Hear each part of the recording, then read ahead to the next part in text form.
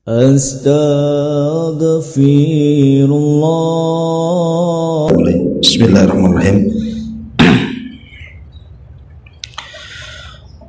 Alhamdulillah wassalatu wassalamu ala Rasulillah wa ala alihi wa sahbihi wa mawalah wa la hawla wa la quwwata illa billahi wa ba'du. Alhamdulillah, segala puja dan puji hanya milik Allah subhanahu wa ta'ala. Salat dan juga salam kita hadiahkan kepada Rasul kita Nabi besar Muhammad sallallahu alaihi wa ala alihi wasallam. Alhamdulillah, kita bisa duduk untuk bertalabul ilmi di pagi menjelang siang ini, dan kita masuk pembahasan kita masih membahas dosa-dosa besar, dan kita masuk pada bab ke-65, debat kusir dan perwakilan hakim.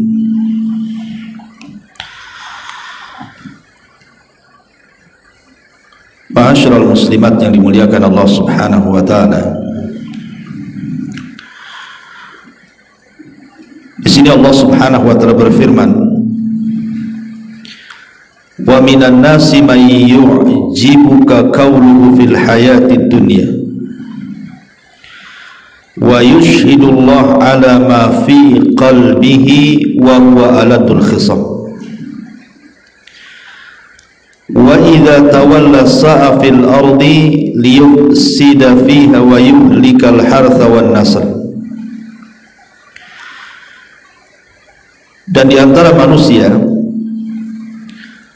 ada yang pembicaraannya tentang kehidupan dunia sangat mengagumkan engkau wahai Muhammad. Maksudnya mereka orang-orang munafik.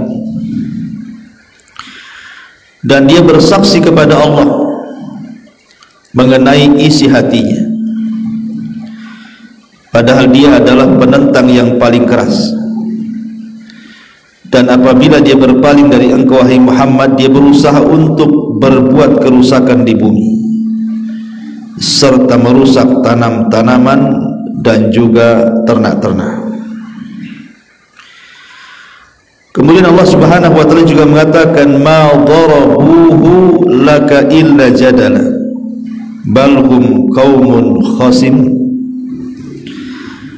Mereka tidak memberikan perumpamaan itu kepadamu melainkan dengan maksud membantah saja.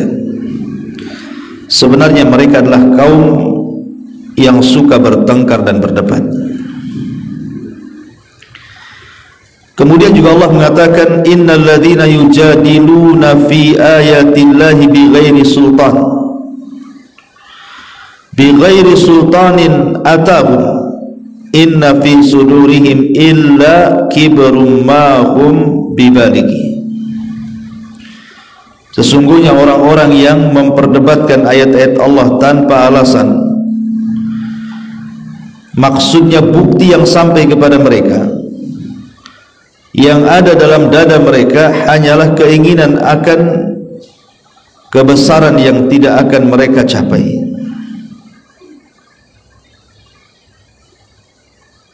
Dan juga Allah mengatakan, wala tujadiluna ahlal kitab illa billati hiya ahsan. Dan janganlah kalian berdebat dengan ahli kitab melainkan dengan cara yang baik. Dan Nabi SAW mengatakan, inna abghadar rijal ilallahi aladul khasim. Sesungguhnya orang yang paling dibenci Allah adalah orang yang suka berdebat. Baik, ma'asyiral muslimat yang dimuliakan Allah subhanahu wa ta'ala, dalam bab ini mu'alif rahimahullahu ta'ala memasukkan perdebatan dan dimasukkan dalam dosa besar. Maksudnya adalah perdebatan yang bukan mencari kebenaran, tapi perdebatan yang mencari kerusakan. Dia berdebat itu untuk merusak manusia, menyebarkan syubhat di kepala-kepala manusia, bukan dalam rangka mencari kebenaran. Karena berdebat dalam Islam itu sebenarnya tidak ada masalah, asal dengan cara yang baik, sebagaimana tadi Allah katakan, wala tujadilu ahlal kitab illa billati hiya ahsan.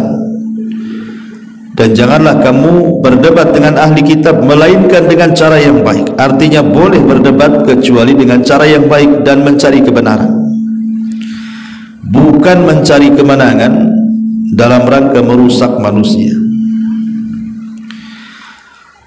Apalagi kemudian memutarbalikan ayat-ayat Al-Quran, menukilkan hadis-hadis palsu untuk memperkuat kebenarannya, maka tentu ini dosa besar. Ma'asyiral muslimat yang dimuliakan Allah Subhanahu wa taala, dahulu di zaman Imam Syafi'i rahimahullahu taala, Imam Syafi'i pernah berdebat dengan salah satu ulama di zamannya, namanya Abu Ubaid Al-Qasim rahimahullahu ta'ala. Ketika itu Imam Syafi'i rahimahullahu ta'ala berdebat soal kalimat Al-Qur'u dalam Quran, maksudnya wanita-wanita yang ditalak. Maka idahnya itu 3 quru. Wal mutallaqatu yatarabbasna bi anfusihinna 3 quru. Dan wanita-wanita yang ditalak, maka masa idahnya adalah 3 quru. Lah ketika itu Imam Syafi'i rahimahullahu taala berdebat dengan Abu Ubaid Al-Qasim ibn Sallam ini soal kalimat quru. Berapa yang dimaksud 3 quru? Lah ketika itu Imam Syafi'i rahimahullahu ta'ala berpendapat quru itu artinya haid, sementara Abu Ubaid Al-Qasim ibn Sallam ini mengatakan suci dari haid. Jadi Imam Syafi'i berpendapat bahwa wanita yang dicerai masa idahnya 3 kali haid, tapi Abu Ubaid Al-Qasim ibn Sallam mengatakan 3 kali suci dari haid. Artinya kalau 3 kali suci dari haid lebih lama dibandingkan haid, kan begitu, beberapa hari. Setelah berdebat panjang sekali, akhirnya kemudian tidak ada yang kalah, tidak ada yang menang. Setelah perdebatan usai, maka Imam Syafi'i rahimahullahu ta'ala tiba-tiba mengatakan kepada Abu Ubaid Al-Qasim ini, dan mengatakan, aku mengakui hujahmu sangat kuat, dan aku mengambil pendapatmu, dan aku meninggalkan pendapatmu. Tiba-tiba di luar dugaan Imam Syafi'i rahimahullahu ta'ala, justru Abu Ubaid Al-Qasim ngomong terbalik. Sesungguhnya ya Syafi'i, hujah yang kau sampaikan kepadaku sangat kuat dan hujahku lemah. Sekarang ku tinggalkan pendapatku dan ku ambil pendapatmu. Ya, tukar-tukaran pendapat tuh. Ya. Imam Syafi'i mengambil pendapat Abu Ubaidah Al-Qasim, Abu Ubaid Al-Qasim pula mengambil pendapat Imam Syafi'i. Luar biasa. Karena Imam Syafi'i rahimahullahu ta'ala mengajarkan kepada kita, apa kata Imam Syafi'i, aku tidak pernah kalah berdebat dengan orang alim, tapi aku akan kalah kalau lawan debatku orang jahil. Kemudian Imam Syafi'i mengatakan, demi Allah, ma jadaltu ahadan, tidaklah aku berdebat kepada siapapun, illa wa atamannaitu annal haq fi yadi ghairi, kecuali aku berangan-angan bahwa kebenaran ada di pihak lawan debatku. Begitu para ulama.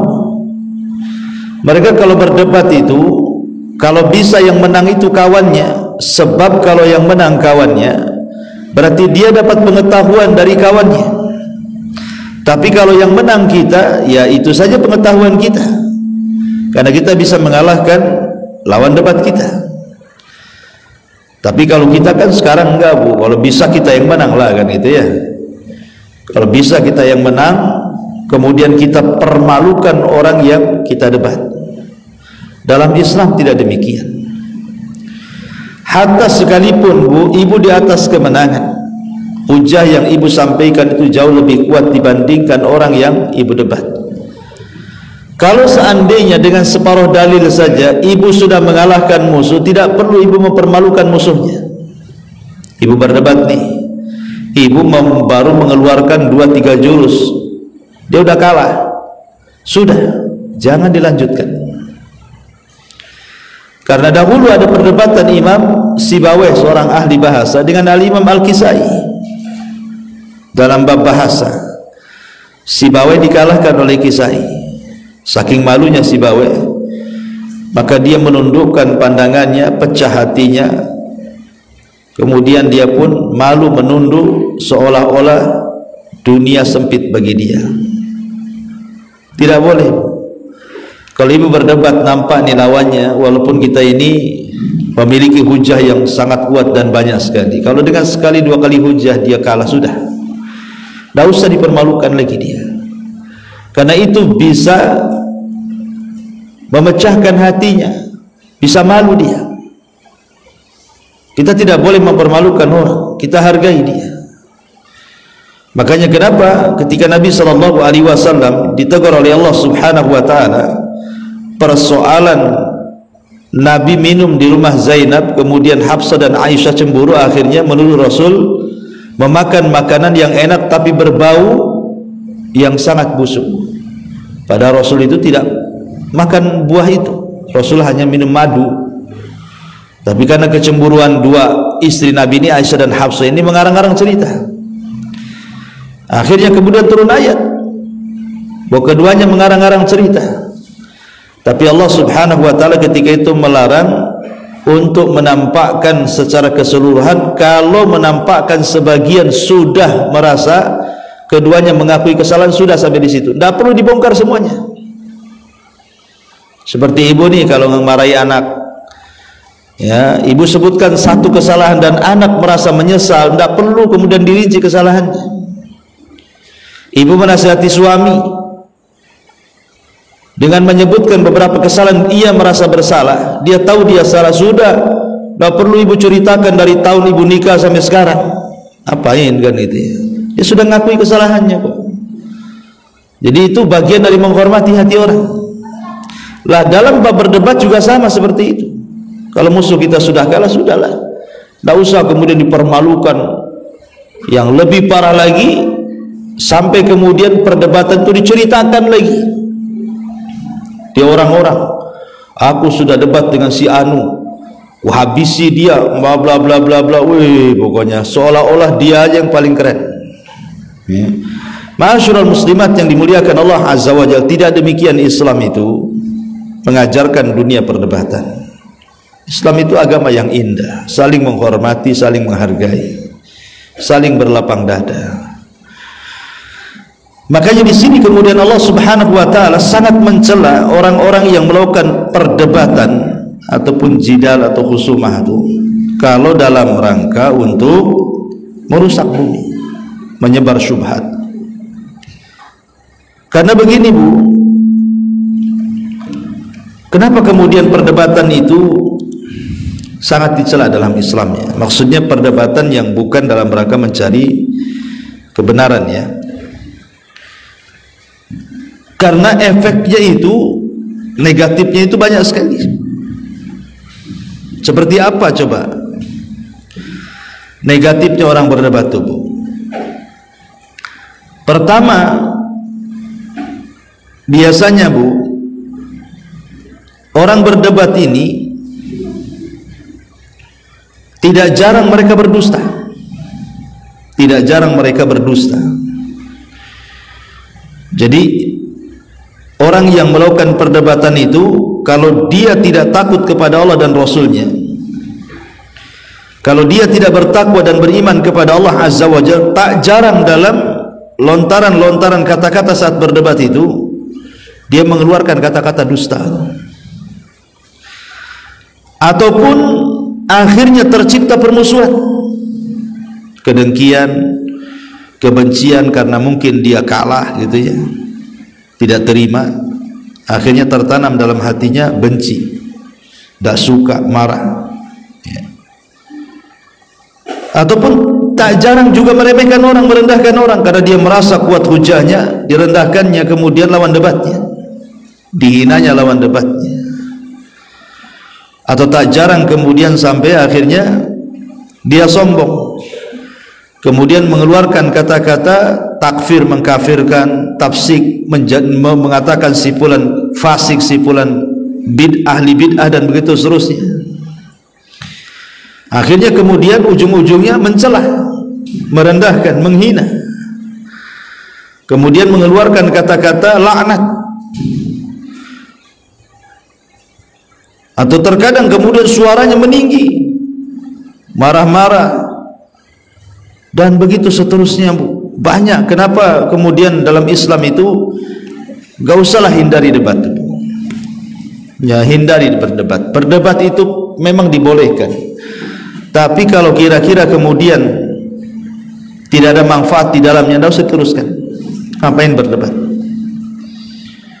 Mendingan kita mengamalkan apa yang sudah kita pahami, itu lebih baik.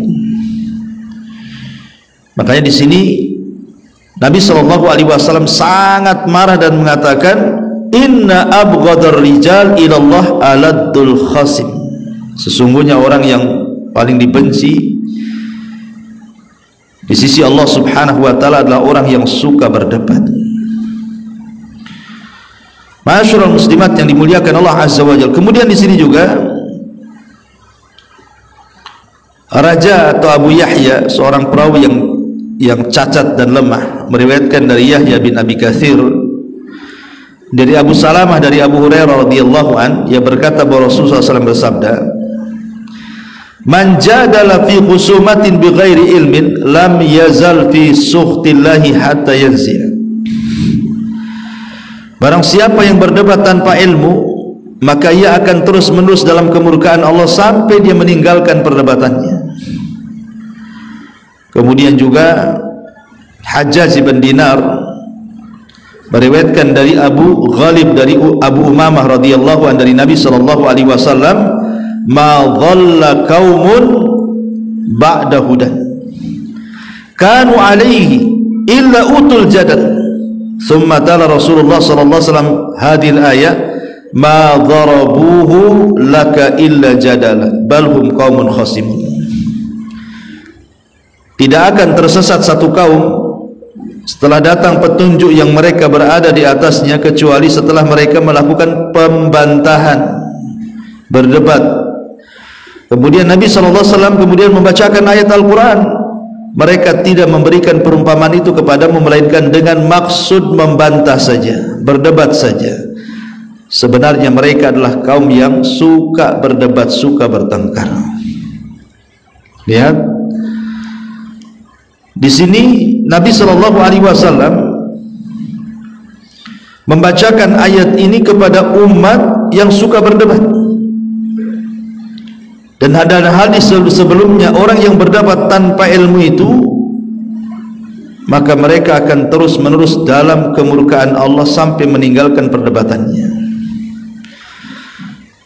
Ma'asyiral muslimat yang dimuliakan Allah Subhanahu wa taala, dalam sebuah hadis Nabi SAW pernah keluar di bulan Ramadan. Nabi SAW pernah keluar di bulan Ramadan. Maksudnya keluar Nabi itu untuk menghabarkan tentang tanggal Lailatul Qadar, karena Nabi SAW baru saja diberitahu tentang tanggalnya. Ketika Nabi hendak memberitahu tanggal Lailatul Qadar, di tengah jalan ada dua orang yang berdebat. Ada orang yang bertengkar satu dengan yang lainnya sambil meninggikan suaranya. dan menghina satu dengan yang lainnya. Maka Nabi SAW berusaha mendamaikan orang berdebat itu. Ketika Nabi SAW keasikan mendamaikan dua orang itu, lupa Nabi SAW menyampaikan tentang tanggal Lailatul Qadar itu. Maka dari sini sebagian para ulama mengatakan sebab diangkatnya malam Lailatul Qadar, maksudnya pemberitahuan tanggalnya itu karena perdebatan dua orang sahabat yang kedua-duanya sedang berdebat, maka Rasul dilupakan. Bayangkan perdebatan itu mengangkat keberkahan malam Lailatul Qadar. Harusnya kita tahu tanggalnya kan sekarang, harusnya kalau seandainya ketika itu tidak ada yang berdebat, Rasul menyampaikan tanggalnya, alhamdulillah. Tapi karena gara-gara orang yang berdebat, akhirnya Allah angkat Lailatul Qadar dan Rasul lupa.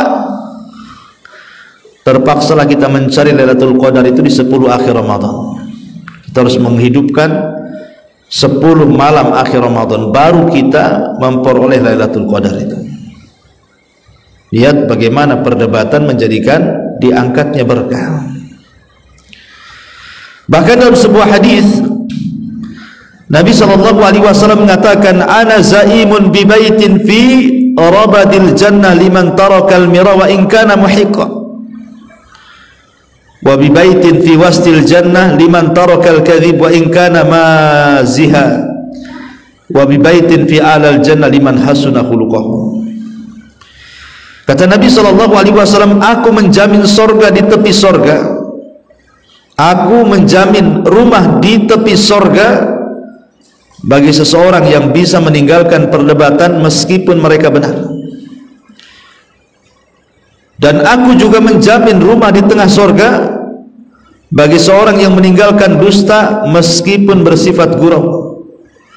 Dan aku juga menjamin rumah di atas sorga yang paling tinggi bagi yang baik akhlaknya. Nah, salah satu maknanya tadi saya katakan di awal, bahwa orang yang akan dijamin mendapatkan rumah di tepian sorga itu adalah orang yang meninggalkan perdebatan walaupun di atas kebenaran. Umpamanya kita mau berdebat nih, ramai orang yang menyaksikan. Kalau seandainya saya katakan tadi 1-2 hujah lawan debatnya sudah kalah, sudah tidak perlu dipermalukan di hadapan orang. Walaupun dia tahu, walaupun kita tahu kita yang menang dan kita bisa mengeluarkan semua jurus-jurus dalil-dalil kita dan dia bisa terkapar di situ dengan dalil kita. Tapi kalau dengan 1-2 hujah selesai sudah, jangan diteruskan. Ya, mungkin di hadapan manusia itu saja kemampuan kita katanya. Enggak masalah. Tapi kita mulia di hadapan Allah Subhanahu wa taala. Ma'asyiral muslimat yang dimuliakan Allah Azza wa Jalla, ada beberapa adab yang harus dipahami, Bu. Yang harus dipahami ketika seseorang itu bagaimana caranya supaya jangan terjerumus kepada perdebatan kusir. Bukan mencari kebenaran, malah hanya mencari kemenangan, atau dalam rangka menyebar syubhat dan kesesatan. Nah, ini bahaya. Pertama, tarbiyatun nafsi ala mahabbatillahi wa tauhidihi wa ma'rifatihi wa sa'i li tahsili mardhatihi. Mentarbiyah jiwa agar lebih mencintai Allah, mentauhidkan Allah, mengenal Allah dan berusaha untuk mencari ridha Allah Subhanahu wa taala. Jadi walaupun kita berdebat, Bu, tujuan kita lillah, karena Allah, mencari kecintaan Allah, dalam rangka mentauhidkan Allah, dalam rangka memperkenalkan Allah, dalam rangka mencari keridhaan dan keikhlasan Allah. Yang kedua, al-qiyam biwajibin nasihati wa tahalli bi adabiha. Yang kedua, jangan lupa saat berdebat itu tujuan kita memberikan nasihat, bukan mengalahkan orang itu. Tujuan kita memperbaiki orang itu, supaya yang salah jadi benar, supaya yang lemah jadi kuat, supaya yang batil jadi benar, jadi hak, kan gitu ya. Jadi betul-betul tujuan kita itu adalah menyampaikan kebenaran kepada orang. dan itu dalam bentuk nasihat dengan dihiasi adab-adabnya. Kemudian yang ketiga juga al-ibtiad anit ta'allum fi fannal jadali wal munadharati. Jauhi belajar debat ataupun belajar membantah-bantah sebelum terjadi perdebatan itu. Karena ada itu orang yang berdebat tuh diajari bagaimana cara mengalahkan musuhnya, bagaimana cara, nggak perlu. Tujuan kita itu menasihati, tujuan kita itu hanya memperbaiki orang, bukan mengalahkan, bukan mencari kemenangan, tapi mencari kebenaran di situ. Kemudian juga kalaupun terjadi perdebatan, Bu, kita harus saling menghormati, saling memuliakan. Lihat Imam Syafi'i. Imam Syafi'i itu, Bu, satu hari berdebat dengan muridnya, namanya Yunus ibn Abdil A'la As-Sadafi. Kemudian keduanya saling berteriak, Bu. Yunus As-Sadafi ini tidak terima karena dia kalah debat dengan gurunya Imam Syafi'i. Akhirnya ada sesuatu dalam hatinya mengganjal kepada gurunya, sehingga tidak mau teguran lagi gara-gara kalah debat itu. Tapi Imam Syafi'i rahimahullah ta'ala ingin menunjukkan adab kepada kita. Dia datang kepada muridnya Yunus ibn Abdil A'la As-Sadafi ini, kemudian mengatakan, ya Yunus, perkara-perkara yang banyak itu lebih banyak kita sepakati dibandingkan masalah-masalah yang kecil yang kita perselisihkan. Artinya kalau kita banyak kesamaan, sedikit perselisihan, kenapa mesti musuhan? Ya Yunus, jangan engkau la tuhawil intisar fi kulli ikhtilaf, berusaha untuk mencari kemenangan dalam setiap ikhtilaf, perselisihan. Terkadang kita ini berusaha menghibur hati orang lebih baik dibandingkan kemudian kita mempertahankan sikap kita. Ya Yunus, jangan kau hancurkan al-jusur, jembatan yang sudah kau bangun. Kadang-terkadang kalau seandainya engkau butuh, kau akan susah nantinya. Kemudian kata Imam Syafi'i rahimahullahu ta'ala, intakidil qaul lakin ihtarimil qail. Kau boleh mengkritik manusia, maksudnya ucapannya, tapi muliakan orangnya. Kau tidak suka dengan kata-katanya, tidak apa-apa, tapi muliakan juga orangnya lah. Jadi Imam Syafi'i mengajarkan kepada Yunus As-Sadafi ini muridnya, kalau berdebat kau tidak suka dengan pendapat saya, tidak apa-apa, tapi hormati saya. Lihat bagaimana tingginya akhlak Imam Syafi'i kepada muridnya ini, mengajarkan akhlak dalam berdebat gitu ya.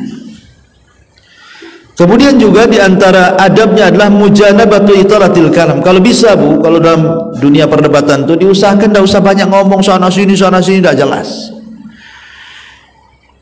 ataupun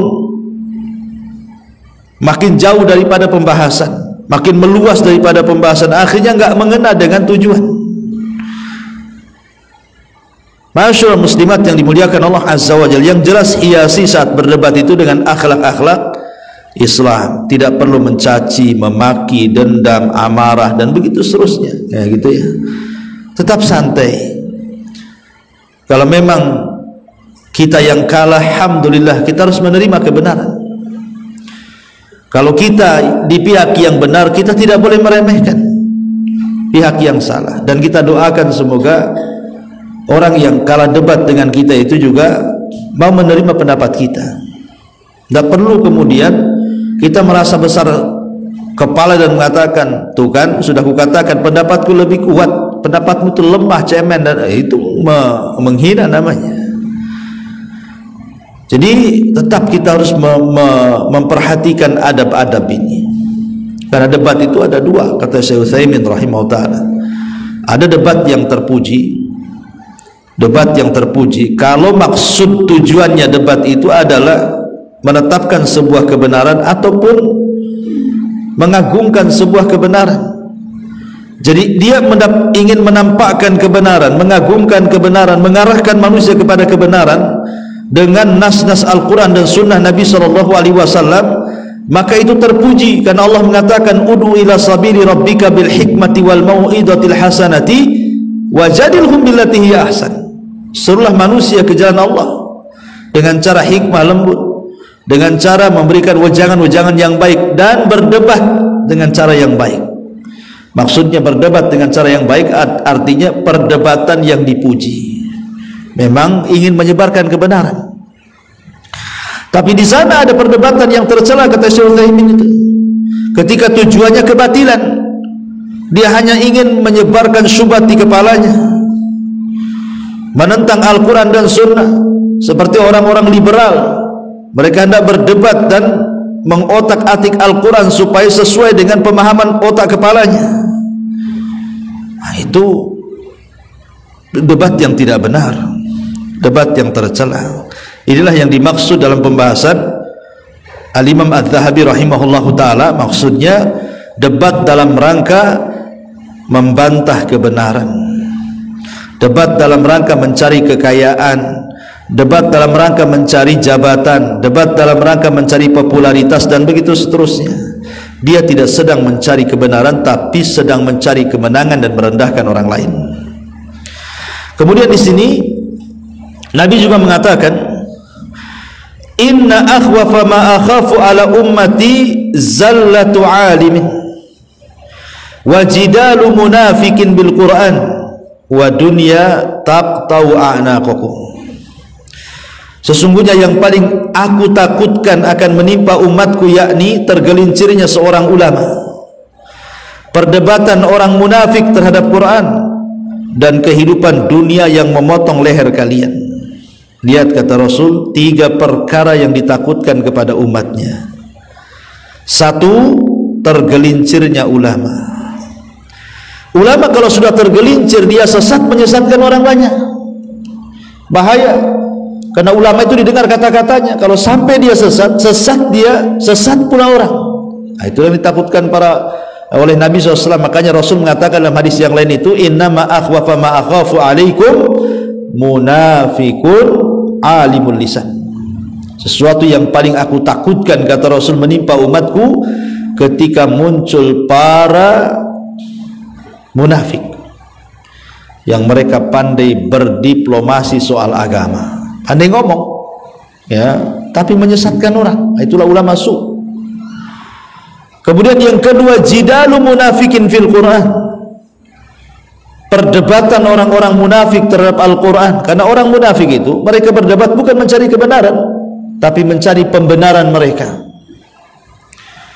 Seperti ketika mereka mengolok-olok Rasul dan para sahabatnya dan mengatakan, ma ra'ayna aqdhabu al-sunan wala ajbanu indal liqa. Aku tidak pernah melihat ada orang yang paling dusta lisannya, yang paling pengecut ketika berjumpa dengan musuh yang paling serakah dalam urusan dunia kecuali mereka. Maksudnya Rasul dan para sahabat. Maka turunlah ayat, qul abillahi wa ayatihi wa rasulihi kuntum tastahzi'un. Apakah dengan Allah, dengan Rasulnya, dengan ayat-ayatnya kalian berani mengolok-olok? La ta'tadiru qad kafartum ba'da imanikum. Jangan cari-cari alasan karena kalian sudah kufur setelah keimanan kalian. Datang orang munafik ini dan mengatakan, ya Rasulullah, kami tidak bermaksud itu, enggak ada maksud kami mengolok-olok Rasul, ayat dan Allah, katanya. Wala in sa'altahum la yaquluna innama kunna nakhudhu wa nal'ab, katanya. Kami main-main saja, katanya. Kami sedang bersendau gurau saja, tidak ada keseriusan di situ, katanya. Tapi tetap Allah mengatakan, katakan kepada mereka, kalian sudah kufur setelah keimanan kalian. Enggak usah cari-cari alasan. Jadi jangan sampai kemudian kita ini berdebat ala munafik dengan Quran. Wa dunya taqtau a'naqakum. Ataupun yang ketiga, kehidupan dunia yang memotong leher kalian. Maksudnya kehidupan dunia yang memotong leher itu maksudnya seolah-olah di kepalanya hanya dunia dari mulai bangun tidur sampai kemudian tidur lagi, dunia saja. Seolah dunia mengikat leher dia. Kemudian Nabi juga mengatakan di sini, al-mira'u fil Quran kufr. Memperdebatkan Quran adalah kekufuran. Ibnu Umar meriwayatkan dari Nabi SAW, man khasama fi batilin wa huwa ya'lam lam yazal fi sukhtillahi hatta yansi. Barang siapa yang melakukan pertengkaran dalam kebatilan sedangkan ia mengetahuinya, maka ia akan terus-terusan berada dalam kemurkaan Allah Subhanahu wa taala sampai dia meninggalkan perdebatannya. Dan Allah katakan faqad ba'a bighadabin minallah. Sungguh ia akan mendapatkan kemurkaan dari Allah Subhanahu wa taala. Dan Rasul mengatakan innama akhwafa ma akhafu ala ummati kullu munafikin alimil lisan. Sesungguhnya yang paling aku takutkan atas umatku adalah setiap orang munafik yang pandai bersilat lidah. Dan Nabi juga mengatakan al-haya'u wal iyu syu'batani minal iman wal badha'atu wal bayanu syu'batani minan nifaq. Malu dan sedikit bicara adalah cabang dari iman, sedangkan perkataan keji dan ucapan yang dibuat-buat, difasih-fasihkan merupakan cabang dari kemunafikan. Karena di antara ciri-ciri munafik itu kan idza khasama fajar.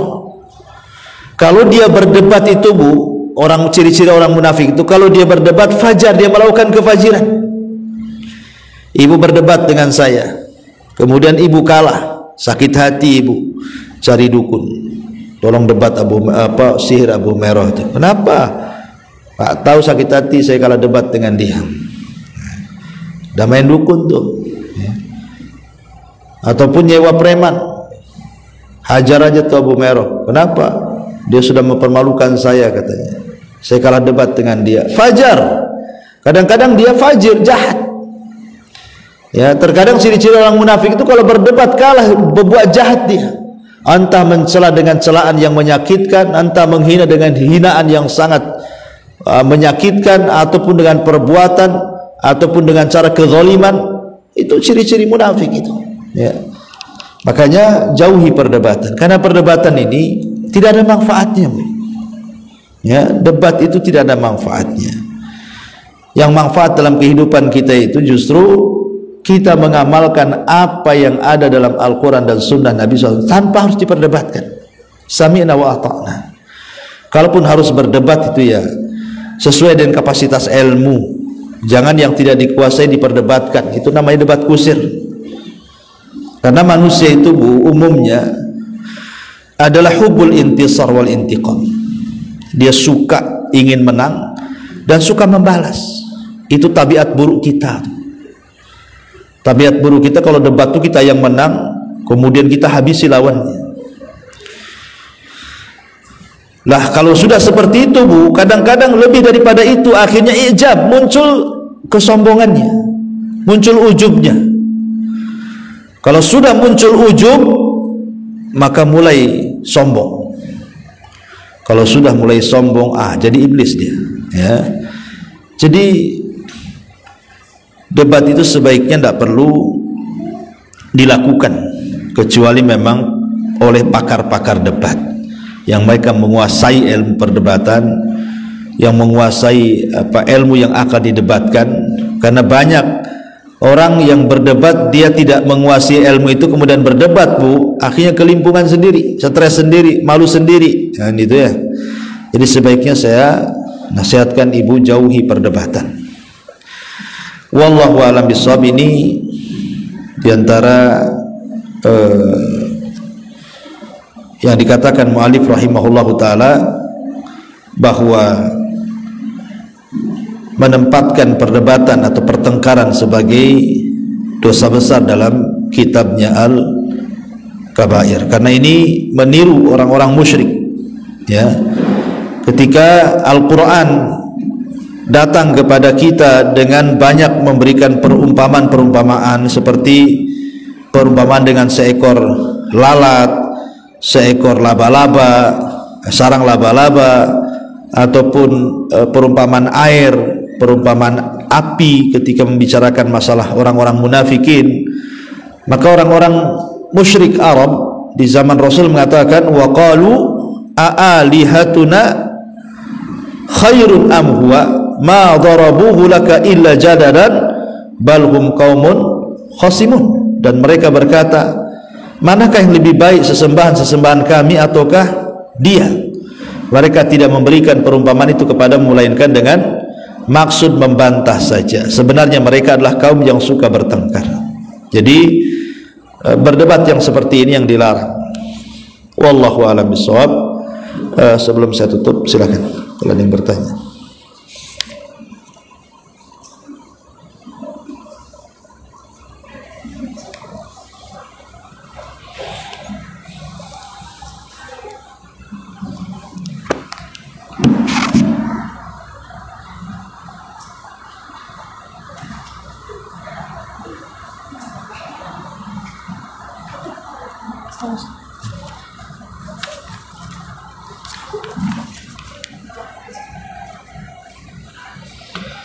Assalamualaikum Ustaz, ya, izin bertanya. Saya mempunyai saudara tiri lain ayah dan ibu, tapi mereka sangat tidak menghormati ibu saya. Bagaimana sikap saya seharusnya dengan mereka, Ustaz? Bolehkah saya tidak bersilaturahim dengan mereka? Mohon pencerahannya. Iya, sikap ibu jangan terbawa masalah-masalah perasaan, jangan terbawa perasaan. Kalau ada saudara tiri yang tidak suka dengan ibu bapak kita, nasihati, doakan, dan berusaha untuk kita tetap berbuat baik kepada mereka. Karena bagaimanapun supaya dibedakan mana yang berakal mana tidak. Kalau dia tidak menghormati kita atau ibu bapak kita, kita melakukan hal yang sama kepada dia, apa bedanya kita dengan dia? Harus dibedakanlah mana akhlak Islam, mana akhlak yang bukan Islam. Maka doakan saudara kita, jangan sampai, minta kepada Allah agar hatinya dilembutkan sehingga dia menghormati orang tua kita. Dan kita tidak boleh memutus silaturahim. Dia tidak suka dengan ibu bapak kita, itu perbuatan dosa dia dengan Allah. Dia ada pertanggungjawaban sendiri di hadapan Allah Azza wa Jalla. Tapi sikap kita, tetap kita menghargai orang itu. Walaupun dia tidak suka dengan ibu bapak kita, tetap hargai. Mudah-mudahan dengan cara kita berbuat baik kepada dia, dia malu sendiri. Masa saya musuhi ayahnya, anaknya baik sama saya? Siapa tahu dia kemudian punya pemikiran seperti itu kan. Tapi kalau seandainya untuk membuat pelajaran saja supaya dia sadar, ya tidak apa-apa. Tapi kalau dengan memutus silaturahim makin jauh lagi, maka jangan. Itu menimbulkan madarat yang lebih besar namanya. Wallahu a'lam. Kemudian juga pertanyaan selanjutnya, hari-hari ini kita melihat penderitaan yang dialami kaum muslimin di Palestina. Kita menyaksikan dari media kondisi di sana yang luar biasa. Pertanyaannya, apa yang harus kita lakukan sebagai sesama muslim, khususnya kaum muslimin di kondisi seperti ini? Dengan banyaknya informasi dari media, apa poin yang benar-benar penting yang kita jelaskan kepada anak, informasi yang benar tentang Palestina? Ya, Ma'asyiral muslimat yang dimuliakan Allah Azza wa Jalla, persoalan Palestina itu bukan hanya untuk rakyat Palestina, tidak. Persoalan di Palestina, wabil khusus Masjidil Aqsa, itu persoalan kita semua muslim di dunia. Kenapa demikian? Karena mereka saudara-saudara kita. Yang dibantai Zionis Yahudi itu bukan orang lain, mereka saudara kita, saudara seiman dan seislam dengan kita. Dan Nabi SAW mengatakan, kal jasadil wahid, kita dengan mereka itu seperti jasad yang satu. Yashuddu ba'duhu ba'dah, terkadang menguatkan satu dengan yang lainnya. Terkadang juga apa yang mereka rasakan dari kematian, luka dan begitu seterusnya, itu pun kita rasakan di sini, harusnya seperti itu. kal jasadil wahid idza ishtaka minhu udhun tada'alahu sairul jasadi bis sahri wal humma. Bahwa kita dengan mereka itu bagaikan satu tubuh. Kalau satu anggota badan tubuh sakit, kan satu tubuh akan merasakan sakit. Itulah harusnya penderitaan mereka adalah penderitaan kita. Seperti itu seorang muslim hubungan satu dengan yang lainnya. Lalu apa yang harus ibu lakukan, saya dan yang lainnya? Satu, doakan saudara-saudara kita di sana. Karena Nabi SAW ketika terjadi pembantaian di Sumur Ma'unah, setelah perang Raji 70 para penghafal Quran dibantai di situ, maka Rasul berdoa dengan melakukan kunut nazilah. Maka kewajiban kita mendoakan saudara kita. Yang kedua, bantu. Kalau kita punya harta, bantu, salurkan kepada tempat-tempat yang memang ibu yakin sampai ibu ke situ. Jangan sembarang nyumbang, nanti tidak sampai ke Palestina, sampai pula ke Batu Haji. Jangan sampai kemudian salah ngambil penyalur, karena terlampau banyak hari ini tuh mengatasnamakan Palestina tapi dipakai untuk kebutuhan dirinya. Maka cari rekening-rekening yang memang sampai ke sana. Yang ketiga, luruskan sejarah Palestina ke anak-anak kita, bahwa ada hubung kait Palestina dengan kita. Ibu ceritakan kepada anak-anak bagaimana keutamaan Masjidil Haram, Masjidil Aqsa, Palestina. Cerita kepada anak-anak kita bagaimana itu tempat yang disucikan, tempat akhir Isra, tempat awal Mi'raj, tempat dulunya menjadi kiblat kaum muslimin, dan begitu seterusnya. Nabi pernah sholat di situ, bahkan mengimami semua para nabi. Dari situlah Rasul naik ke Sidratil Muntaha, pulang bawa sholat. Ceritakan pada anak-anak kita, supaya kalau kita Allah takdirkan meninggal, anak-anak kita kenal bahwa Palestina itu tidak mungkin hilang dari hati kita kaum muslimin. Ya, kita prihatin ya apa yang terjadi di sana. Ya, hanya bisa melakukan itu saja, apalagi doa, bantu, sebarkan informasi yang benar. Ya, wallahu a'lam. Kemudian juga bismillah, apakah berdebat itu sama dengan berdebat berbeda pendapat? Bagaimana adab istri, adab suami jika berbeda pendapat dalam ilmu agama? Apa harus mengalah, mengingkari dalam hati, mengingat sifat ego suami dan kepemimpinannya? Kenapa terkadang merasa lemah dikala dalam posisi benar, tidak mampu merubah sesuatu yang menurut kita benar? Apakah ini tanda lemahnya iman dan pendirian sebagai muslim? Iya,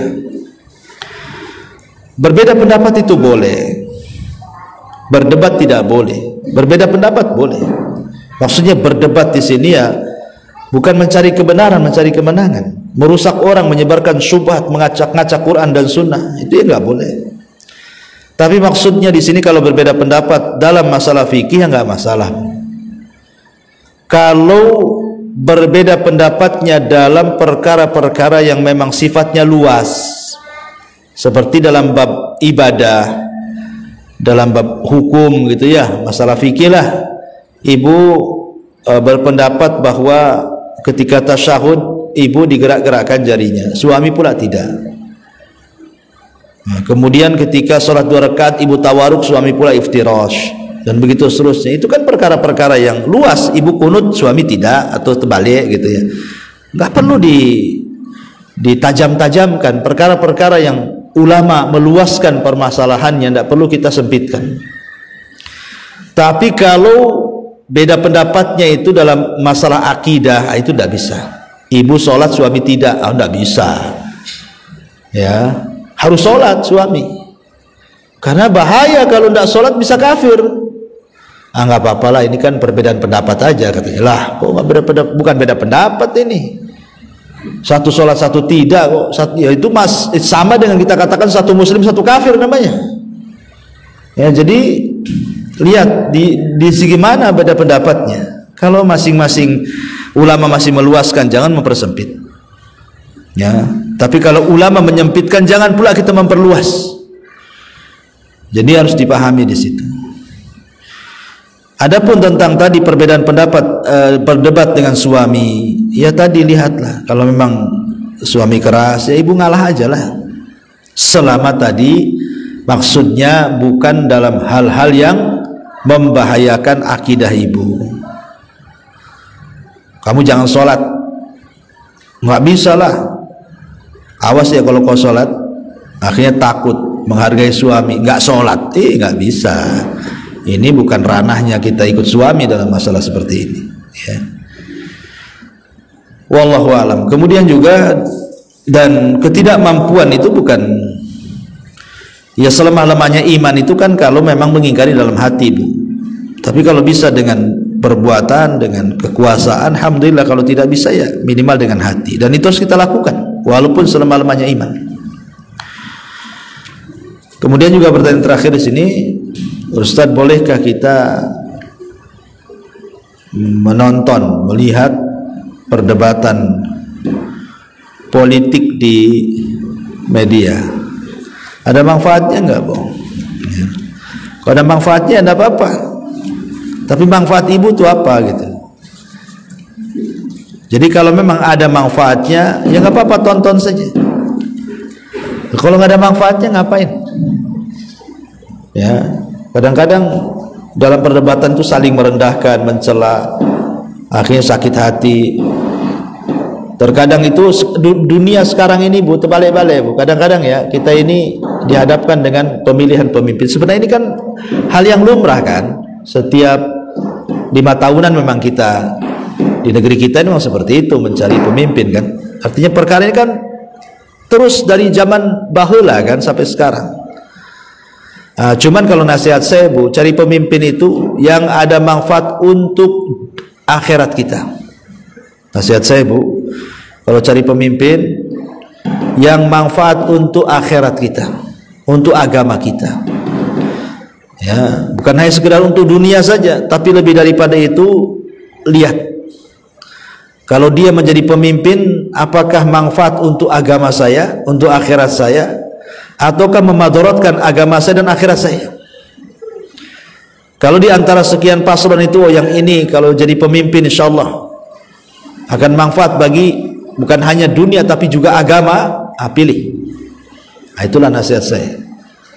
Kalau hanya cerita dunia, dunia, apalah dunia ini.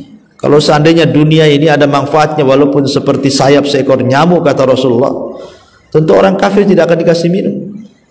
Tapi karena dunia tidak ada manfaatnya, makanya orang kafir minum banyak-banyak di situ. Ya, jadi kalau milih pemimpin yang maslahat ke agama kita itu bisa dipertanggungjawabkan. Wallahu a'lam bishawab. Subhanaka wa bihamdika asyhadu an la ilaha illa anta astaghfiruka wa atubu ilaik. Allahu ta'ala. Assalamualaikum warahmatullahi wabarakatuh.